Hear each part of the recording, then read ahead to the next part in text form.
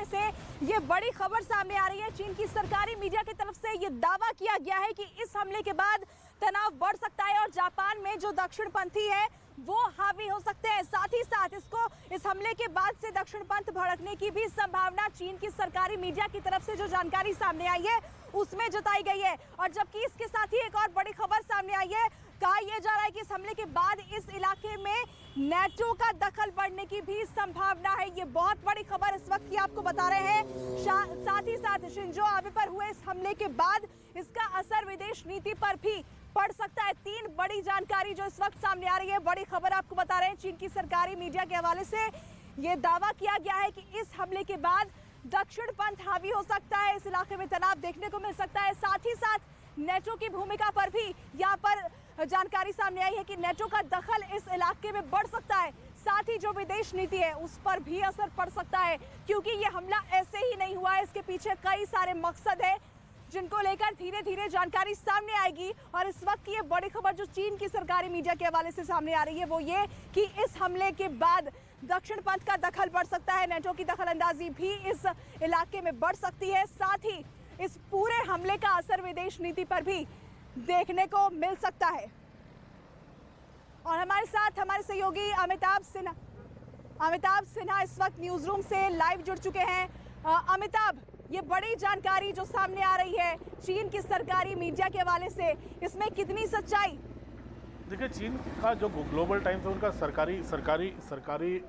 सरकारी जो भी उनका प्रोपोगेंडा है, उनकी प्रोपोगेंडा मशीनरी का एक बहुत बड़ा हिस्सा है। और ग्लोबल टाइम्स, आपको याद होगा जब गलवान की घटना हुई, भारत चीन सीमा पर जब भी विवाद होते हैं तो भारत के खिलाफ भी वो लगातार विश्वमन करता रहता है। चाहे अमेरिका को, आपको याद होगा क्वाड की जब मीटिंग हुई थी उसके खिलाफ भी ग्लोबल टाइम्स ने, चीन सरकार जो खुद नहीं बोलती है, चीन के जो आका खुद नहीं बोलते हैं, चीन के में जो सत्ता संभाल रहे हैं वो कुछ नहीं बोलते, लेकिन ग्लोबल टाइम्स उनकी पूरी की पूरी भावना दुनिया के सामने रखता है। जहाँ तक जापान का सवाल है, शिंजो आबे एक बहुत बड़े नेता थे, वहां पर प्राइम मिनिस्टर भले नहीं थे, 2020 में उन्होंने सत्ता छोड़ दी थी बहुत सारे स्कैंडल्स के कारण, लेकिन उनके रिफॉर्म्स, उनके आर्थिक मामलों में किए गए सुधार, उसको आज भी जापान के लोग एबेनॉमिक्स के नाम से जानते हैं। इसलिए वहां की राजनीति, लिबरल डेमोक्रेटिक पार्टी जो सत्ता में है, उसमें उनकी अच्छी खासी कद्र थी, अच्छी खासी दखल थी सत्ता चलाने में। इसलिए उनको गोली लगना, उनका कार्डियक अरेस्ट होना एक बहुत बड़ा झटका हो सकता है उन लोगों के लिए जो भारत जापान संबंधों को लेकर आगे बढ़ रहे थे। एक स्ट्रैटेजिक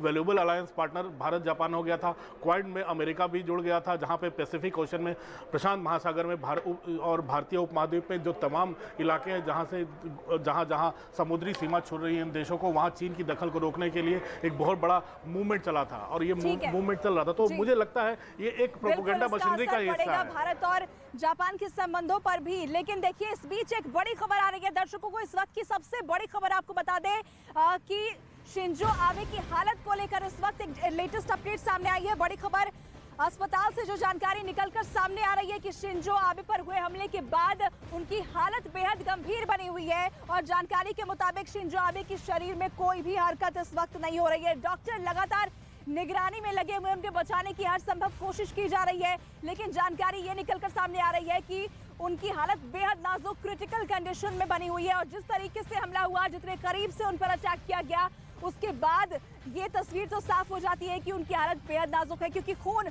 उस जगह पर ही काफी ज्यादा बह चुका था जहां घटनास्थल पर से उन्हें अस्पताल तक ले जाया गया था, एयरलिफ्ट करके उन्हें वहां तक ले जाया गया था। तो उनकी हालत लगातार नाजुक बनी हुई है, ये बड़ी खबर सामने आ रही है। और डॉक्टर्स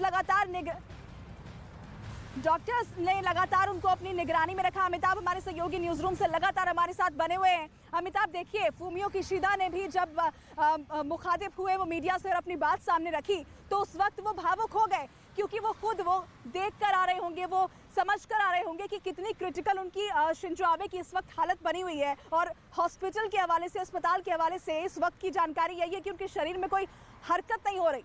लेकिन जो वहाँ जो प्रत्यक्षदर्शी हैं, जो आंखों देखी बता रहे हैं, उनके हिसाब से उनको जो 2 गोलियां लगी, पहली गोली में वो नीचे के नहीं गिरे, दूसरी गोली वो नीचे गिरे, उनके चेस्ट से ब्लीडिंग हो रही थी, उनको काफ़ी स्वास्थ्य की समस्या थी, जिनके कारण उनको प्रधानमंत्री का पद भी छोड़ना पड़ा था। इसलिए उसके कारण उनको कार्डियक अरेस्ट हो चुका है और उनका शरीर अभी काम नहीं कर रहा और लगातार डॉक्टर उन पर निगरानी बनाए रखे हुए हैं और अभी क्या निकल के आने वाला है ये अभी धीरे धीरे साफ हो जाएगा। लेकिन सबसे बड़ी बात है, शिंजो अबे को गोली लगना। जापान एक शांतिपूर्ण देश है। विश्व युद्ध 2 के बाद जापान ने एक ऐसी भूमिका निभाई जहां उसने न्यूक्लियर पावर भी बनना स्वीकार नहीं किया। जो दुनिया के 5 बड़े वीटो लगाने वाले देश हैं यूनाइटेड नेशंस में, उसका भी हिस्सा बनना मंजूर नहीं किया। जापान ने एक शांति की प्रक्रिया पर चलना पसंद किया था, लेकिन उस शांति की प्रक्रिया में ये बहुत बड़ी सेंध है, ये बहुत बड़ा झटका है जापान को। इसलिए लोग, ग्लोबल टाइम्स उसी डर को उठाने की कोशिश कर रहा है। ग्लोबल टाइम्स चीन की एक प्रोपेगेंडा मशीनरी है जो जापान हो, चाहे अमेरिका हो, चाहे भारत हो, इनके बारे में उल्टी पुल्टी खबरें देकर वो दुनिया को दूसरे रास्ते पर सोचने पर मजबूर करता है। इसलिए ग्लोबल टाइम्स की बातों को बहुत ज़्यादा तूल देने की जरूरत नहीं है। एक क्वाड की प्रक्रिया शुरू हुई है। भारत हो, अमेरिका हो, जापान हो, सबने प्रशांत महासागर पैसिफिक ओशन में सुरक्षा के लिए अब एक दूसरे की मदद करने के लिए, स्ट्रैटेजिक पार्टनरशिप के लिए एक मुहिम शुरू की है। उससे उन रिश्तों पर असर नहीं पड़ने वाला। चीन हो सकता है अपने इसी असर को कम करने के लिए ग्लोबल टाइम्स के माध्यम से प्रोपेगेंडा कर रहा हो। लेकिन जहां तक शिंजो अबे की बात है, एक ताकतवर नेता और जो अभी भी सरकार में दखल रखते थे लिबरल डेमोक्रेटिक पार्टी में, तो हो सकता है कि अमिताभ देखिए अमिताभ, इस बीच जो एक खबर सामने आई उस पर भी बात करना जरूरी हो जाता है, क्योंकि हमलावर ने ये कहा कि वो शिंजो अबे की नीतियों से परेशान था और उसके विरोध में उसने गोली चलाई है। ये बात कितनी सही साबित होती है? जाना जाता है एक टफ एडमिनिस्ट्रेटर के रूप में। उनकी अबेनॉमिक्स जिसको कहते हैं, जिसको इकोनॉमिक रिफॉर्म्स और लिबरलाइजेशन की जापान में प्रक्रिया शुरू हुई थी, उसके आर्थिक सुधारों के लिए जापान में जाना जाता है। हाँ, उनके कार्यकाल में बहुत सारे स्कैंडल्स हुए जिनके कारण कहा जाता है उनको अपना पद छोड़ना पड़ा, लेकिन स्वास्थ्य भी एक बड़ा हिस्सा था। हो सकता है उनके विरोधी रहें, लेकिन जापान में ऐसी राजनीतिक हिंसा का इतिहास नहीं रहा है। इसलिए वहाँ इन्वेस्टिगेटर्स क्या ढूंढ कर निकालते हैं, कैसे एक वहाँ सुरक्षा में, चुनाव के दौरान सुरक्षा में भी ऐसे जैसे भारत में हम लोग सुरक्षा कवच देखते हैं नेताओं के आगे पीछे, वो सुरक्षा कवच जापान में नहीं होता। शांतिप्रिय देश है, शांत और वहाँ हिंसा का कोई रोल नहीं रहा है अभी तक। लेकिन इस तरह से गोली मारना जापान को भी काफी सतर्क मोड में डाल देगा आने वाले दिनों में। और शिंजो अबे को गोली लगना एक बहुत बड़ा, अमिताभ, ये एक बड़ा इंटेलिजेंस फेलियर है। मतलब शिंजो अबे, उनका एक राजनीतिक कद है, सबसे लंबे वक्त तक वो जापान के पीएम रहे हैं और साफ तौर पर, जैसा कि आपने बताया, क्योंकि एक पॉलिटिकल कैंपेन चल रहा था तो इसको लेकर सुरक्षा व्यवस्था कड़ी रही होगी, लेकिन इसके बावजूद हमलावर का इतने करीब पहुंचना और इस तरीके से अटैक कर देना कई बड़े सवाल सुरक्षा को लेकर, सिक्योरिटी को लेकर खड़े कर रहा है।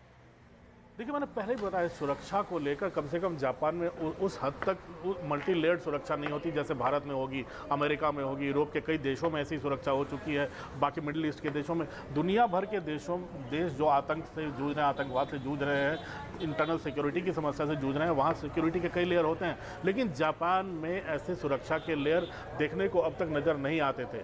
तो इसीलिए, और जहाँ तक चुनाव की बात है, जो अगर इलेक्शन कैंपेन में वो लगे हुए थे, उस समय भी जापान में जो वहाँ के लोग हैं वो बताते हैं कि ऐसी कोई सुरक्षा व्यवस्था नहीं होती है कि मल्टी लेयर्ड सिक्योरिटी होगी। वो सड़क पर रुक के ये बड़ी बात आप बता रहे हैं कि इस तरह के सिक्योरिटी लेयर नहीं होता। अमिताभ, ये बड़ी बात बता रहे हैं आप, क्योंकि तस्वीर जो हमने देखी वो भी एक छोटी सभा की तस्वीर थी, कम लोग वहां पर मौजूद थे और जाहिर तौर पर जिस बात का आप जिक्र कर रहे हैं, उस तरह का कोई लेयर उस सभा के आसपास दिखाई नहीं दिया।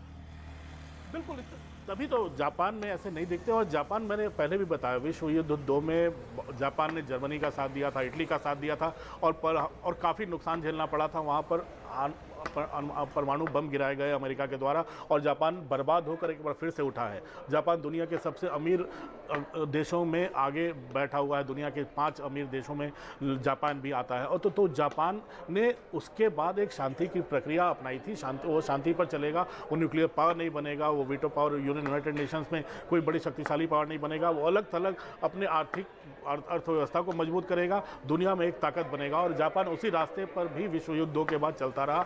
लेकिन अब जो दुनिया की हालत है, जो पूरी दुनिया आतंकवाद की मार झेल रही है, तभी तो प्रधानमंत्री मोदी ने बार बार कहा उनके मोस्ट वैल्यूएबल फ्रेंड, उनके सबसे कीमती दोस्त, बेशकीमती जिसका रिश्ता शिंजो अबे, भारत में पहली बार जापान का प्रधानमंत्री भारत में 26 जनवरी की परेड में मुख्य अतिथि बना था, वो शिंजो अबे थे। इसलिए भारत के साथ उनके बड़े प्रगाढ़ संबंध रहे हैं। जब वो प्रधानमंत्री मोदी ने तभी तो उनको गोली लगने का ट्वीट किया। बिल्कुल, कई बड़े सवाल खड़े होते हैं इस हमले के बाद, और उन तमाम सवालों की जड़ तक जाना, उनकी तह तक जाना शुरू भी हो चुका है, क्योंकि जांच शुरू की जा चुकी है और लगातार इस बड़ी खबर पर हमारी नजर बनी है। एक एक अपडेट हम आप तक पहुंचा रहे हैं। जो जानकारी अभी तक सामने आई उसमें सबसे महत्वपूर्ण शिंजो आबे की हालत को लेकर जो जानकारी सामने आई है कि उनकी हालत बेहद गंभीर बनी हुई है, क्रिटिकल अवस्था में वो इस वक्त हॉस्पिटल में है, और हॉस्पिटल के हवाले से ये जानकारी इस वक्त निकलकर सामने आई है कि उनकी हालत नाजुक बनी हुई है। डॉक्टर्स लगातार कोशिश कर रहे हैं उनको बचाने की, और दूसरी तरफ जो खबर निकलकर सामने आई